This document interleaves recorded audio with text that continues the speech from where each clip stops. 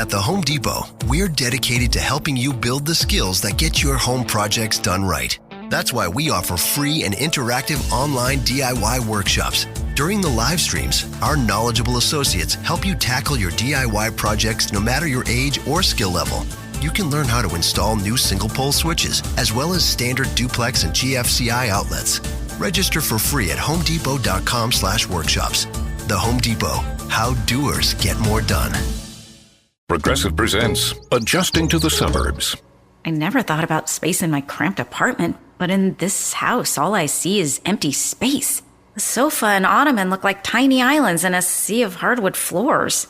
I could get 2 ottomans in the living room, but then I'd need another sofa. I could tell people I'm into minimalism.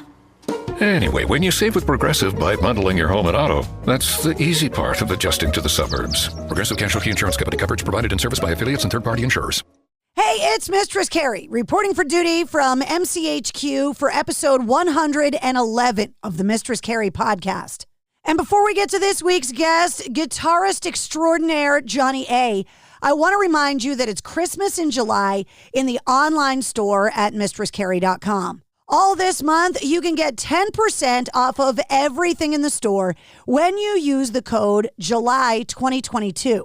I'm talking tank tops, hoodies, beanies, t-shirts, beer koozies, pint glasses, coffee mugs, mouse pads, sticker packs, and so much more. And if you want to get 20% off of everything in the online store, get yourself a Mistress Carrie Backstage Pass on Patreon. It's Christmas in July this month on mistresscarrie.com. My guest this week is a guitar legend. He's from my home state of Massachusetts, and Johnny A. is a band leader, an instrumentalist, and all-around guitar badass. He's traveled the world, played with everyone, and worked on a really special project during the COVID-19 lockdown. He had time to work on From A to Beatles. These are 3-piece instrumental versions of Beatles classics and deep cuts. And he's now turned From A to Beatles into a live show. So Johnny A. checked in on the show to talk Beatles music, their inspiration, songwriting, guitar playing, and his upcoming live shows, including this Sunday, July 24th, 2022 at Kowloon in Saugus, Massachusetts. If you want details on that show and all of the other shows he's playing, check the links in the show notes of this podcast. I've been dying to have him on the show for a while, so allow me to introduce you to Johnny A.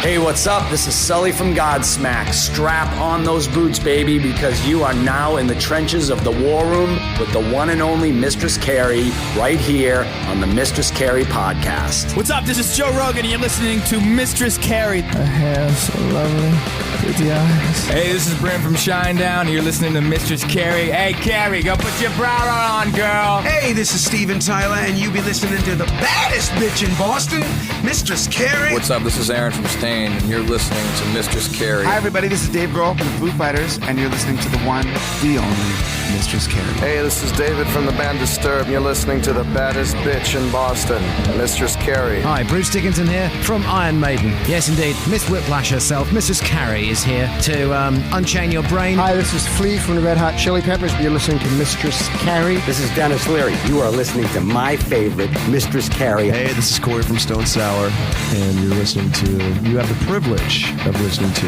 Mistress Carrie. Oh, God. Oh, yeah.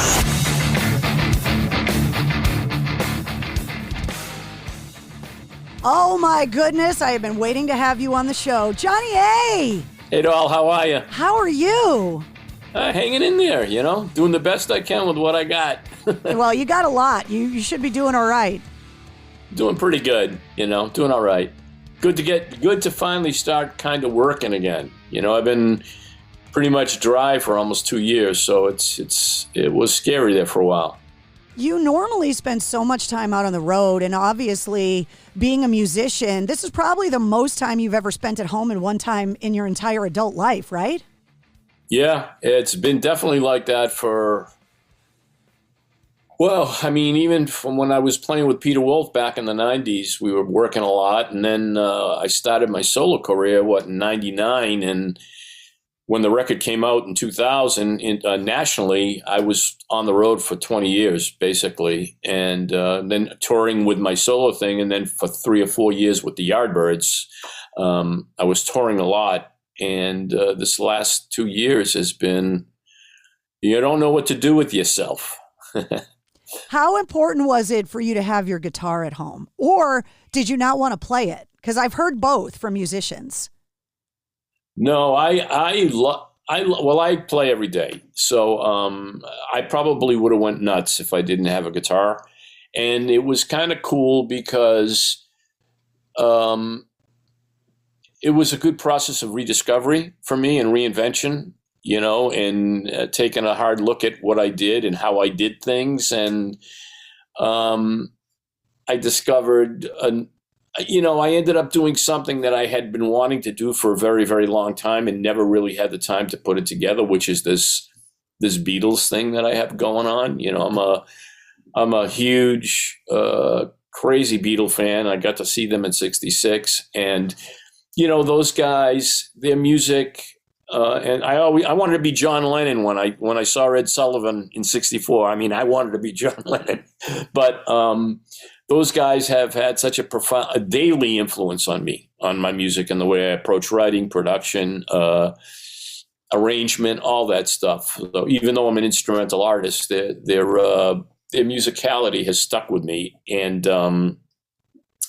so it gave me the opportunity to investigate trying to do this Beatles project, which I'd wanted to do for a long time. So it was I put a band together with a couple of good friends of mine who are avid Beatle fans. Marty Richards, he's the drummer who also played with the Joe Perry Project and Jay Giles Band. And the bass player is Dean Cassell, who's the bassist for John Cafferty and Beaver Brown. And we've all been have been long friends for forever. And I've played with both of these guys in different iterations of my bands. And I called them up and I said, hey, I'm thinking of, what are you doing? You want to record some Beatles songs? So I have a home studio, and I called my buddy John Shipp, who used to work on the road with me, who's now out with Aerosmith and Hollywood Vampires and blah, blah, blah. And I said, would you engineer some sessions in the house? So he came down, and the plan was I had the guys for 3 days. And this was about a year ago, January now. And I had them for 3 days, and I said, let's do 10 songs. So the sessions went so smooth and so fast, we ended up cutting 21 songs. In 3 days? In 3 days, we cut 21 songs. And, I had to still finish overdubs and everything like that. But the basic tracks for 21 songs were done in 3 days. Actually, 2 days, because one day was really kind of set up. It was a half a day. And the stuff came out great. And we were listening to the stuff, and I sent some of the tracks around to the guys. And I said, you want to do a little live project? I mean, just local, I don't want to tour with it. It's too expensive to tour with a band these days. But how would you guys feel about going out and performing some of this live just on, spare time? Everybody was up for it. We started to do a few gigs, and it got really great response. And we ended up getting more gigs than I expected. I have done as many gigs with the Beatles, the From A to Beatles band this year than I did with my solo stuff, just as much work. So it's been fun. Matter of fact, we're going on a cruise. We're doing Justin Hayward's Moody Booze cruise in February with the band. So it's been fun, and it's all instrumental, which is really cool because I get to basically use my arranging chops and explore doing guitar arrangements of this great catalog. It's fun to see the audience sing along with these songs, and it's just a good time. Well, I have a lot to ask you about, because one of the reasons I wanted to talk to you is because I am a diehard Beatles fan myself. I look at it and describe it as the greatest gift my mom ever gave me, because she was such a huge Beatles fan that I have distinct memories of being a little kid leaning over that Hutch stereo that had the turntable, the radio, and the 8-track, and playing the White Album on an 8-track when I was a kid. By the way, that's what happens. This person that evolves. This is what happens when you expose a 5-year-old to the White Album, right? But when it comes to the idea of being able to see the Beatles live, obviously it never would have been possible in my lifetime. And I can't imagine it. Where did you see them? And what do you remember it being like? And could you even hear the band above the girls? Well, it wasn't just the girls that was screaming. It was everybody that was screaming. And I saw them on their 66 tour, their last tour. I saw them about a week and a half before their final show at Candlestick Park. And I saw them at Suffolk Downs in East Boston, the racetrack. And I was in the very front as you can be, which was still, they played on the raceway. So they were still far away from you. The experience was, it's really kind of hard to formulate in words what it felt like to be in the room that day, because it was just, and you got to remember, this was 1966, so I would have been, how old was I? I was born in 50. I'll be 70 in November, by the way. Oh, I got a big birthday coming up in October, too. So let me see, 66, 52. I was 13 years old. Oh. I was 13 years old. Right in the middle of when you're making all of your big, important music decisions, like those formative years. So August 66, and it was just like this a ridiculous amount of wave of emotion. That's the only way I can explain it. And it's just like, just the perpetual smile on your face from ear to ear, Sure, the screaming was deafening. And the only way you could really have an understanding of what music they were playing is if you blocked your ears, it would filter out all the high end from the screaming, so you could kind of hear the bass. And the PA systems were horrible. You could hear the bass and maybe some of the vocals, so you can get an idea. They only played 22 minutes.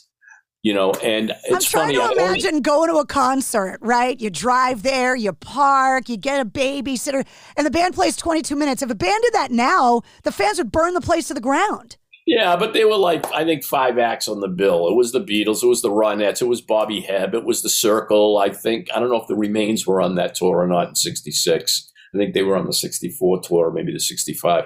But it's funny, I don't really remember. I remember 2 experiences from the night as far as seeing them.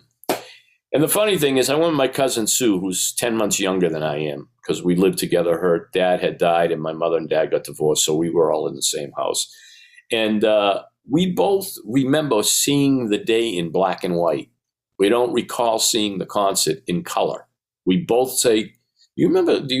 No, I think I remember it like it was in black and white," which is very odd. But the two visual things I can pick out of my brain were seeing George Harrison sing "If I Needed Someone," and there was another episode where a guy was running and got on stage, went to hug the guys, and one of the amplifiers almost fell over.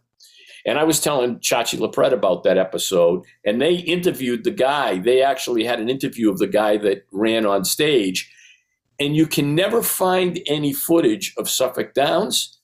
And then recently, which is really crazy because we're talking about 50, how many plus years after I saw the show, there was a little 18-second video clip that showed up on YouTube, and it was from George Harrison doing "If I Needed Someone," which is the only memory I had of the show.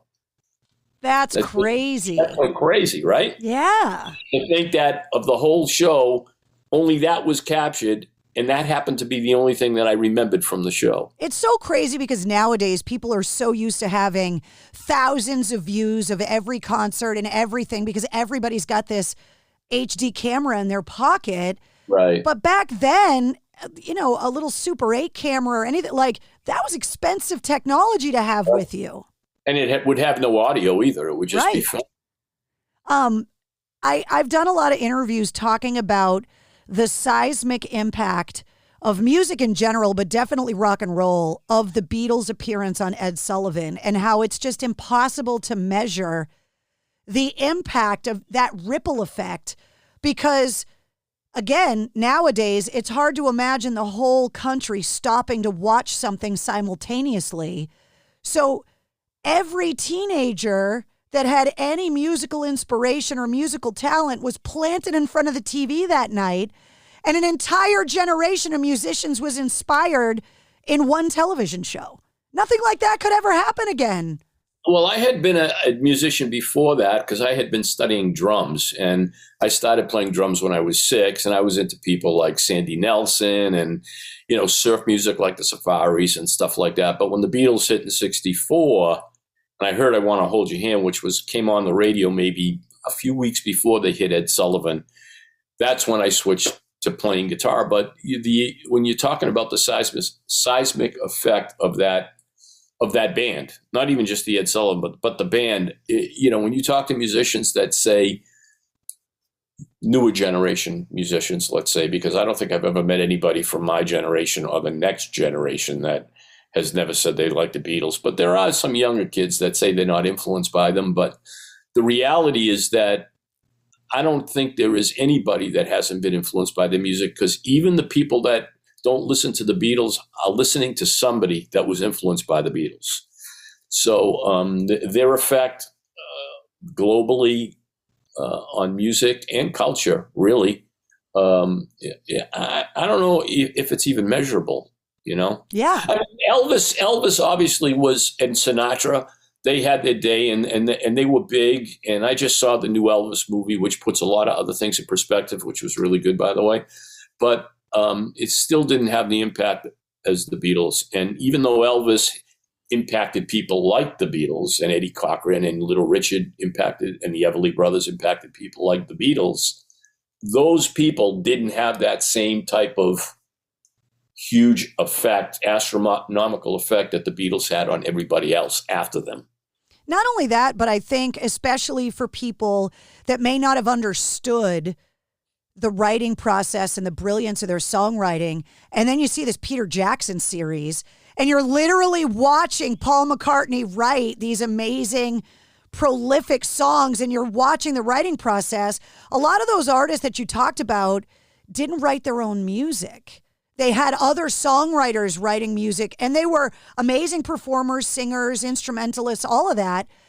But the Beatles also, in their bag of tricks, had this amazing songwriting ability that's nearly unmatched. I mean, well, think about it. Not only John Lennon and Paul McCartney being the team, but look what George Harrison turned out to be as a writer. Yeah. And the ability to, first of all, even find 4 guys in the same town that, kind of played and put a band together, then find 3 of the 4 guys being, arguably 3 of the best pop songwriters in the same little sea shanty town of Liverpool. It's kind of crazy. But what I was going to say was, I lost my train of thought I wanted to tell you something that, never mind. Just go on. It'll come back to me. So one of the things that whenever I have somebody on the show that I always ask is a songwriter's perspective question. Because you can ask, what's your favorite album? What's your favorite song? That's completely subjective. But I always ask a songwriter, give me an example of any song from any artist of any genre that you believe is a perfect example of songwriting as a craft, that you coveted. It's perfect and you wish you wrote it. And I got to tell you, at least 50% of the time, they cite a Beatles song. I just had Frank Bello from Anthrax on, and he spent 10 minutes analyzing a Beatles song because of the songwriting ability. So I'll pose that question to you. If you had to pick a song that you think is brilliantly and perfectly crafted in songwriting, can you pick one? And which one is it and why? I don't think I can pick out one song, and I don't think I can pick out one artist, but I can pick out maybe 3. Hit me. I would say God Only Knows by Brian Wilson. I would say Wichita Lineman by Jimmy Webb. And then it's very hard to pick one Beatles song, and I'm so slanted to Lennon. I might have to say something like Strawberry Fields Forever.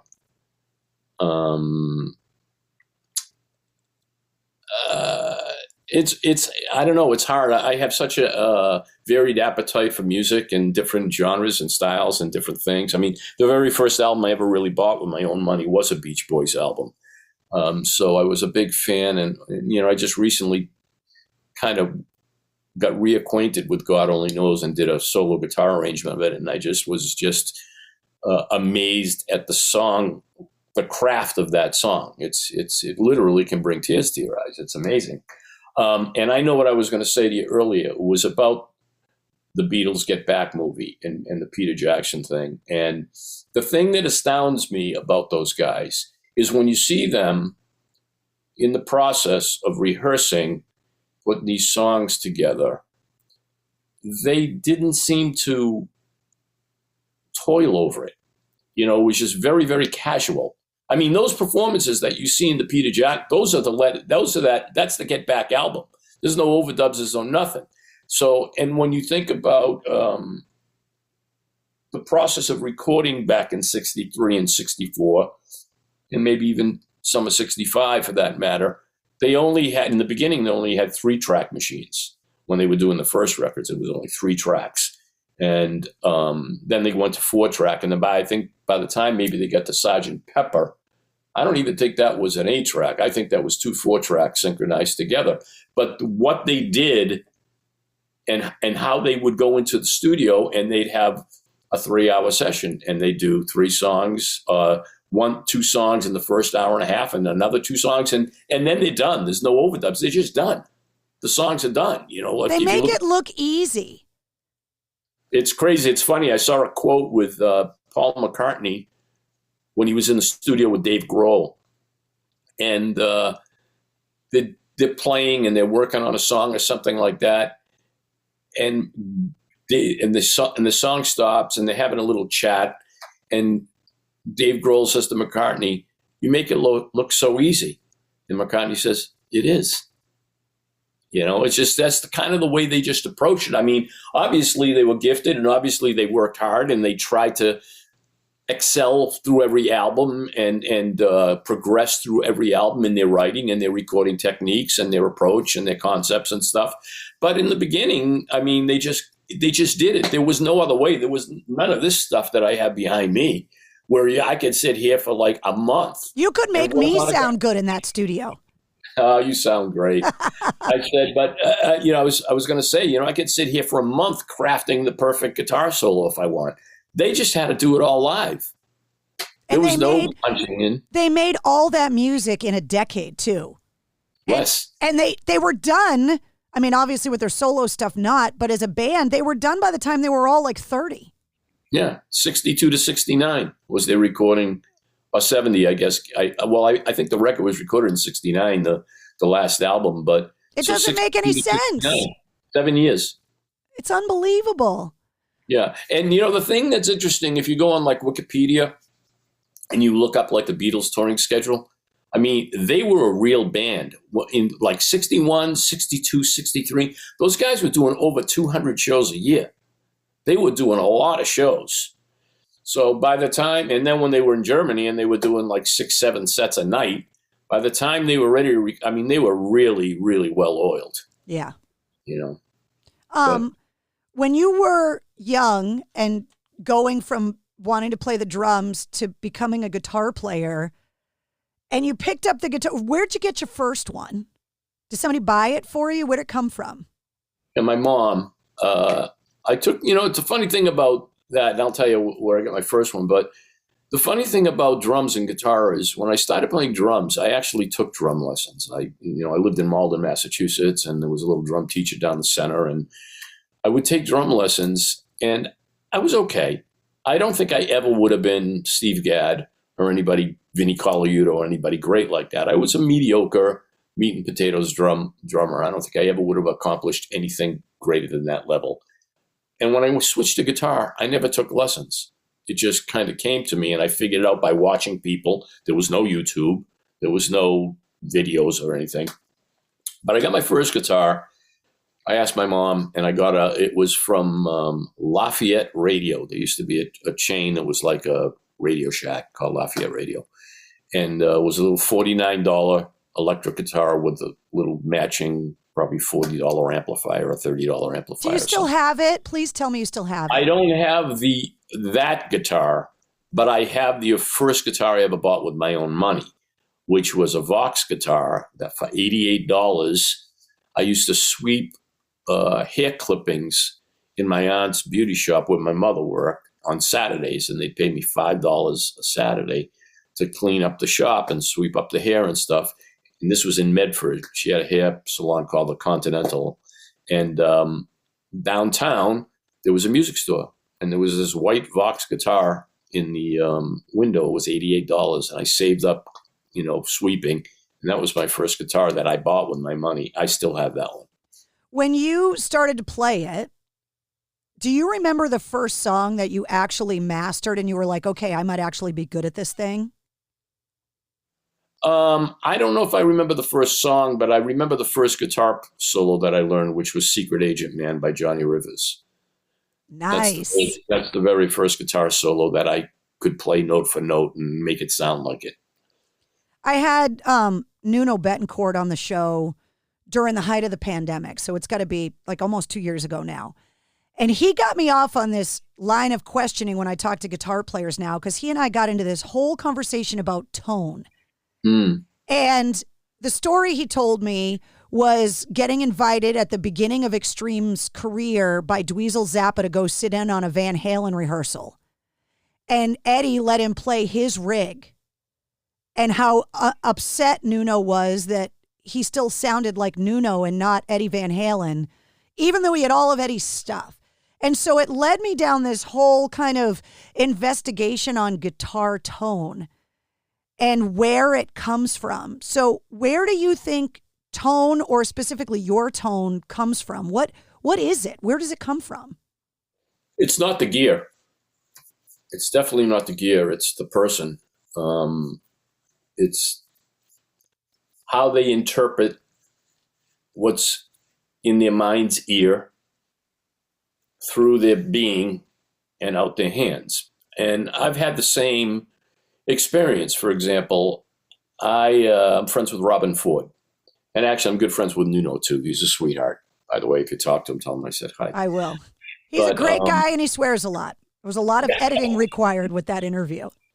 As a matter of fact, I just saw him. He came to my show out in L.A. when right before the lockdown. He came out to the show.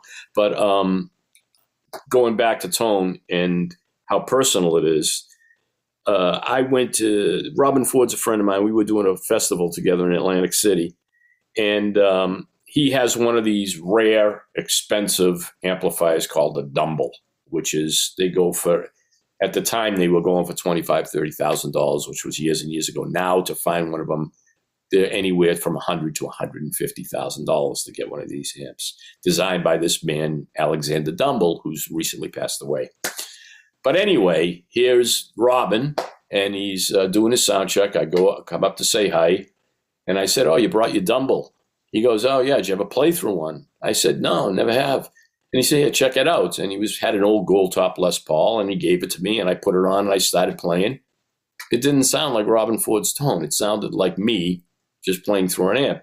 And I can play through anything I have. I just recently bought this little practice amp that's this big. It's a tiny little battery-powered thing I got for the dressing room. And it doesn't matter whether I play through that or I play through an old Fender Blackface or an old Marshall. I still sound the same no matter what I do. So I don't. The gear, I think, is the last to do with it. I mean, obviously, the tools that you use inspire you to play a certain way and approach things a certain way. But I don't think they're the basis for your tone. I think the basis for the tone is one's being.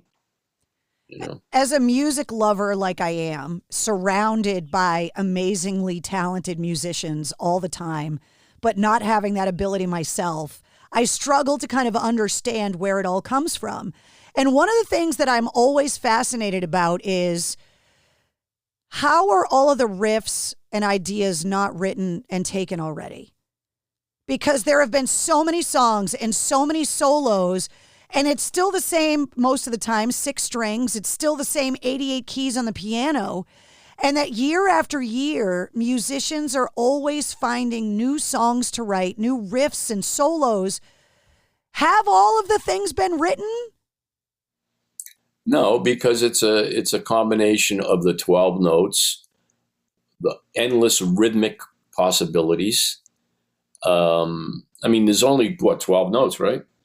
A, B flat, B, C, C sharp, D, E flat, E, F, F sharp, G. 12 notes, really basically to the octave. And so when you think about that, it's not even 88 notes. It's only really 12. They're just in different registers, octaves. I don't know, but it is befuddling when you think of the millions of songs that are out there and the millions of more that are going to be created. And I don't know. There are things that are similar. You'll hear pieces of melodies that I've heard that somewhere else before. But it is a fascinating phenomenon. Are there newer guitar players now, since you've had such longevity in your career? Are there newer guitar players now that you look at and go, you know what, they're bringing something different? I must confess that I'm probably not up on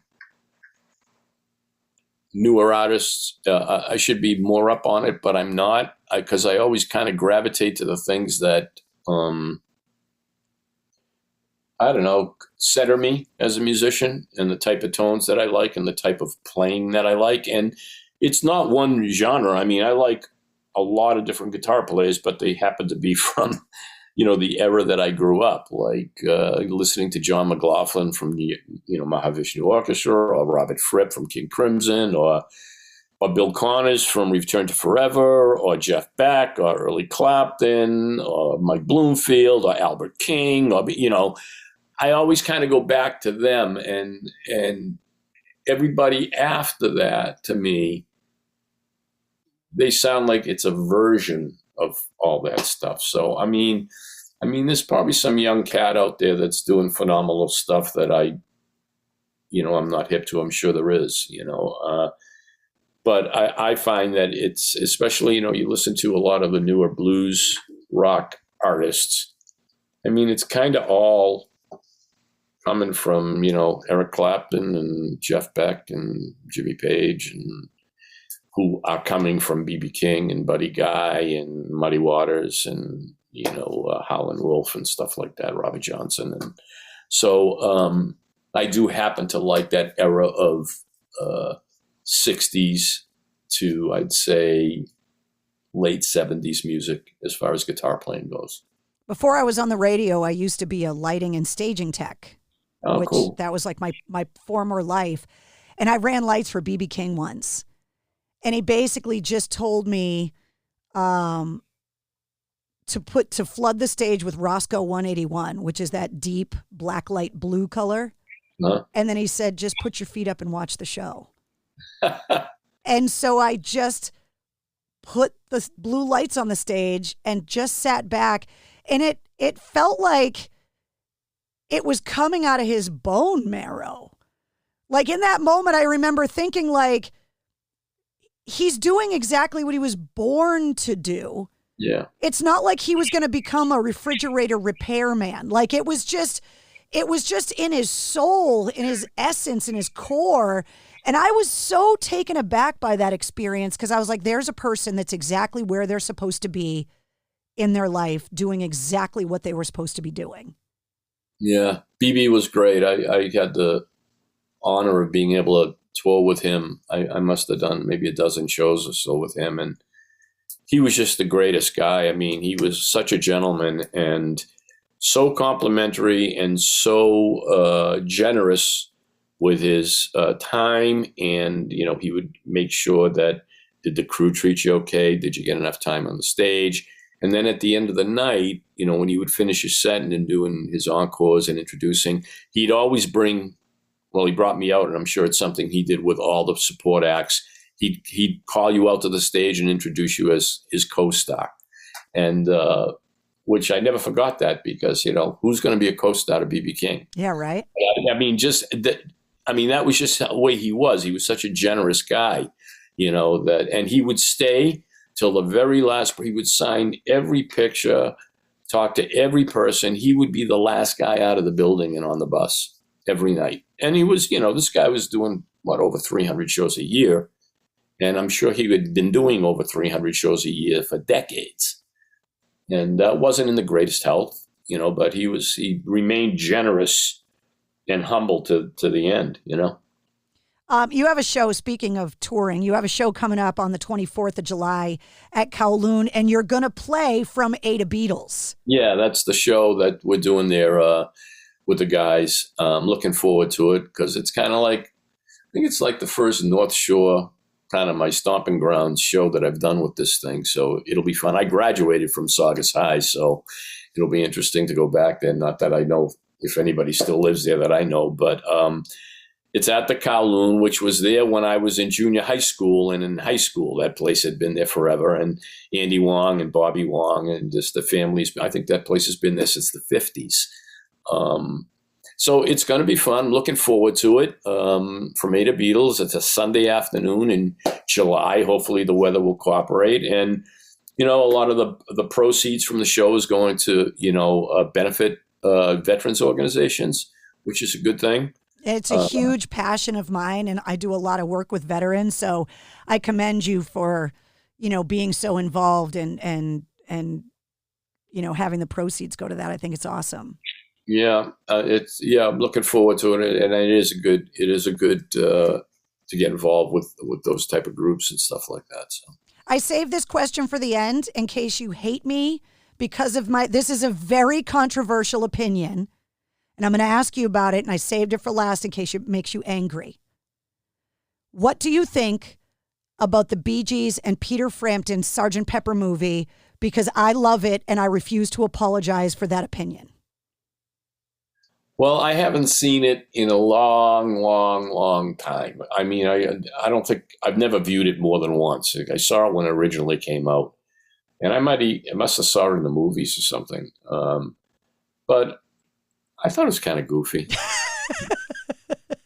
I have taken a lot of flack on the air over the years because you talk about those formative years, right? Like for me, I was a kid. And there's Peter Frampton and all of his handsomeness and the Bee Gees at the height of all the stuff. And I was such a Beatles fan as a kid. And so A, I loved the music. B, I loved George Burns. And C, it gave me this unhealthy fear of Steven Tyler and the guys from Aerosmith. When I was a kid, I was scared of them because of that damn movie. Yeah, well, you might have every right to be scared of those guys. I've known them for quite a long time. No, they're good guys. But no, I thought the movie was a little goofy. Although the artists that were in it are great. Peter Frampton, fabulous artist. I toured with Peter. Never met the Bee Gees guys, but obviously some of the most prolific songwriters ever. Gary Gibb is considered the second most prolific, second most successful songwriter behind McCartney. And Aerosmith, obviously, one of the greatest rock bands ever. And I can't even remember who else was in it, but it was goofy. You don't hate me for liking it, though. No, I don't hate you for liking it. Okay, I just wanted to make sure.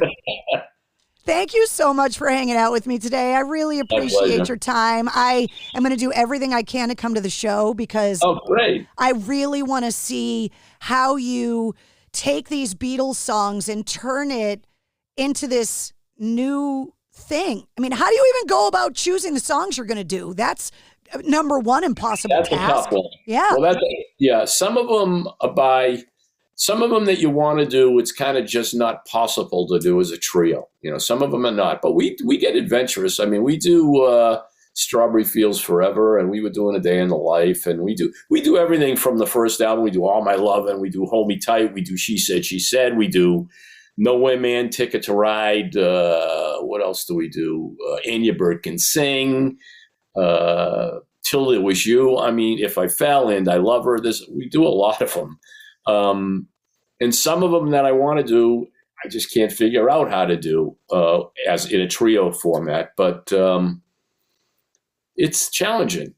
it's the most work I mean, my solo career has been involved. The solo show that I do with all the looping is pretty involved too. But this Beatle thing, trying to capture the melodies, the vocal lines, obviously, and then trying to pull pieces out of the recordings that are like earworms to people that you should put this in so they can, whether it's a little guitar part or whether it's trying to imply the background vocal or the cello in that song or the horn part that was in Strawberry Fields, so trying to come up with these guitar arrangements that take pieces from their original productions and make it hopefully familiar to people.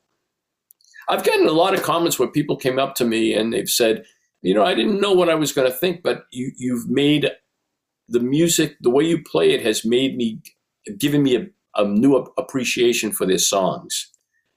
Like, they hear the melodies in a different way. And it's also fun because people sing along. So, it's not uncommon for us to be playing on stage and people are singing Strawberry Fields or Ticket to Ride or, All My Lovin' or something like that. So it's a fun show. I'm not going to sing along. I don't want to ruin the show with this voice.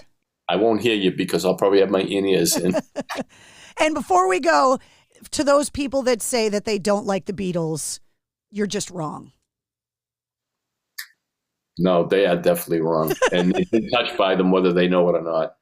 Thank you so much for your time. I hope to see you at Kowloon on the 24th.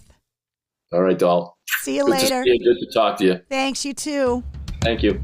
There he is, the one and only Johnny A. You can see him this Sunday, July 24th at Kowloon in Saugus, Massachusetts.